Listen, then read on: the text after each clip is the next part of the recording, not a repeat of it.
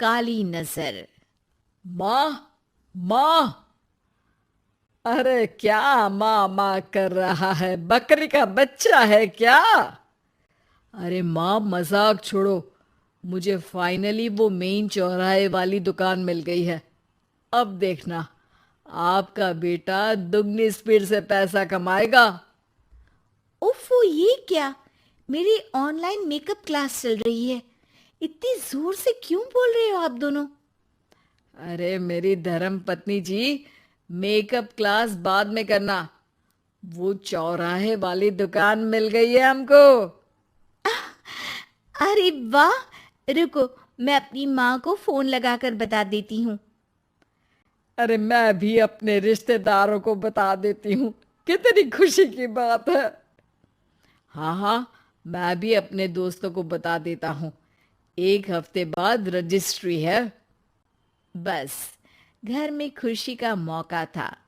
उन तीनों ने अपने अपने फोन उठाए और लोगों में बात फैलाना शुरू कर दिया। और रही सही कसर, श्वेता बहू ने अपने पड़ोस में सबको बताकर कर दी। अरे वर्मा आंटी, अब हम भी जल्दी कार ले लेंगे। घर का रेनोवेशन होगा और ठाट से रहेंगे हम भी। अरे, ऐसा क्या हुआ? लॉटरी बाटरी लग गई है क्या? अरे, इस बार चौराहे वाली मॉल में हमको भी दुकान मिल गई है।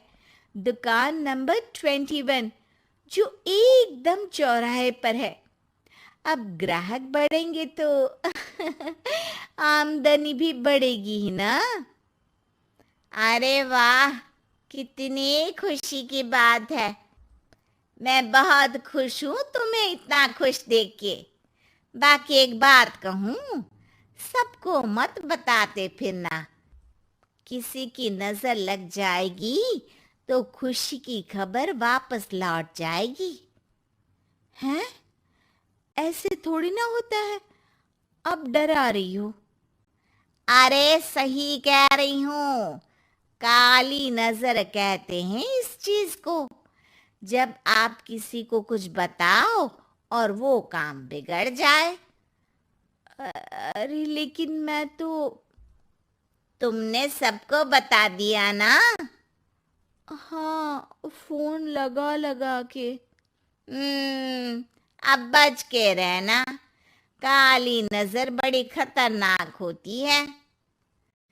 श्वेता इतनी खुश रहती है कि वो वर्मा आंटी की बात पर ध्यान ही नहीं देती, जबकि पड़ोस में और भी लोगों से खुशी की खबर शेयर करती रहती है।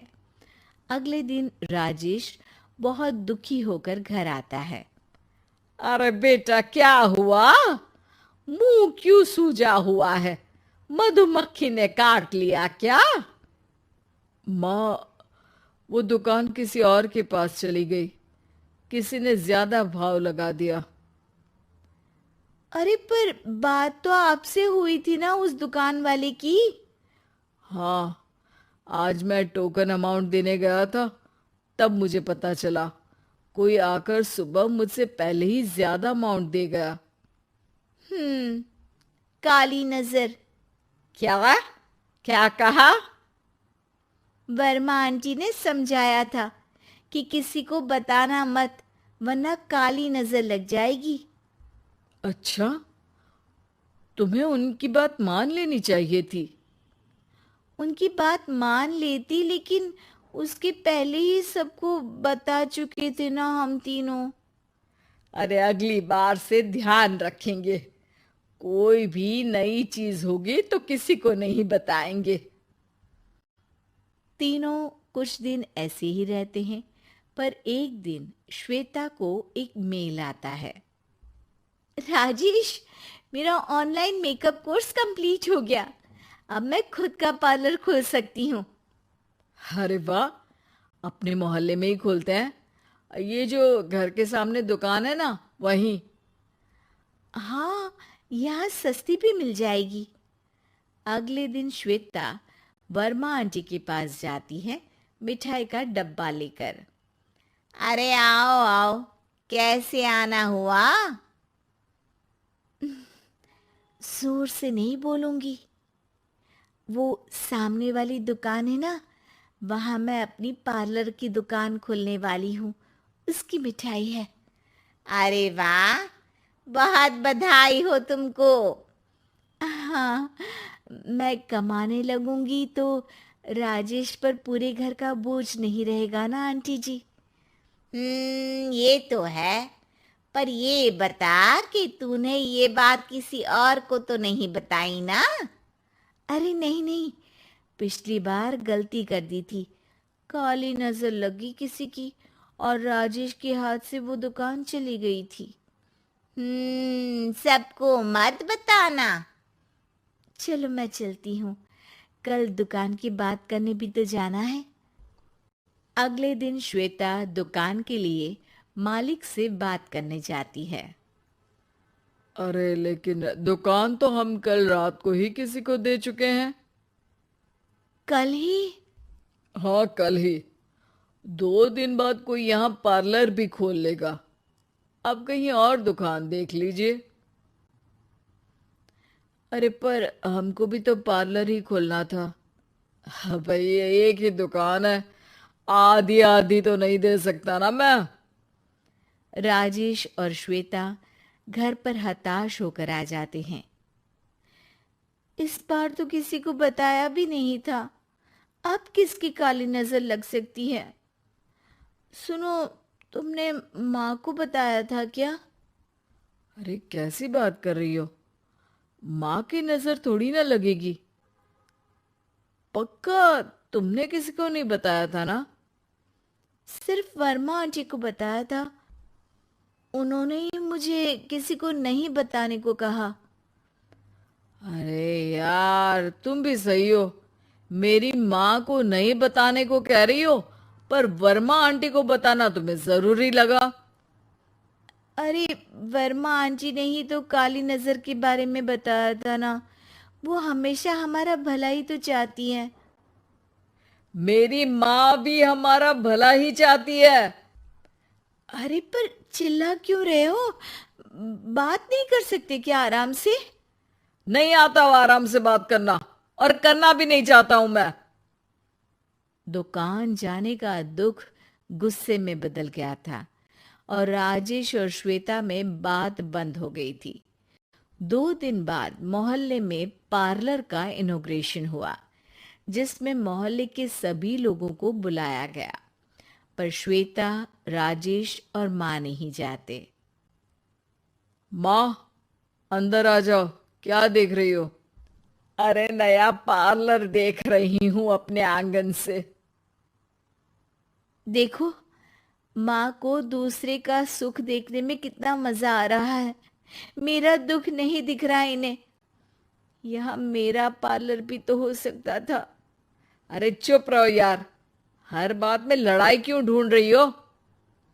राजेश और श्वेता फिर बहस करने लगते थे। तभी माँ ने दोनों को बाहर बुलाया।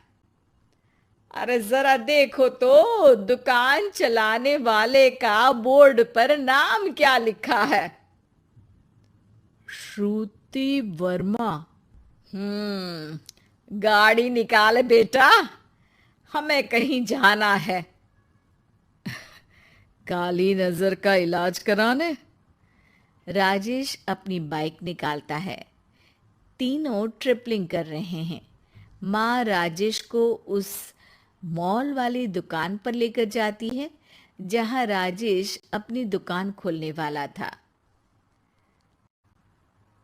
यही दुकान लेना चाहता था ना तू? हाँ, पर इनको भी दुखी करने लेकर आई हो क्या यहाँ पर दुकान दिखाकर? वहाँ काफी नहीं था? अरे श्वेता, थोड़ा सब्र रख, अभी पता चलेगा कि हम यहाँ क्यों आए हैं। बता, इस दुकान चलाने वाले का नाम क्या है? अनुपम वर्मा। कुछ समझ में आया? वो दुकान वाली श्रुति वर्मा, ये दुकान वाला अनुपम वर्मा, और हमारे पड़ोस में हमने उस दुकानों के बारे में बताया किसको था? अब वर्मा आंटी को। मतलब वर्मा आंटी ही हमारा काम बिगाड़ रही है? नहीं नहीं, ऐसा नहीं हो सकता, ये बस इत्तेफाक है।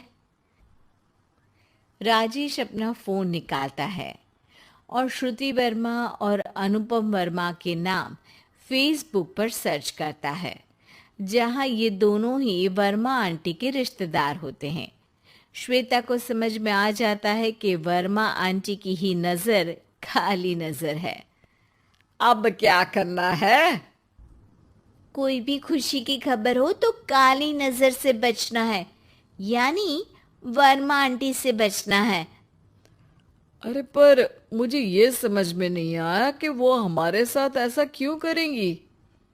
अरे बेटा, एक सीख है, दूर के आदमी को आपकी तरक्की से कम परेशानी होगी, पड़ोसी को ज्यादा। दोनों माँ की बात में हामी भरते हैं और अगला काम चुपचाप करने की कसम खाते हैं, ताकि आगे से वर्मा आंटी कोई काम ना बिगाड़ सके।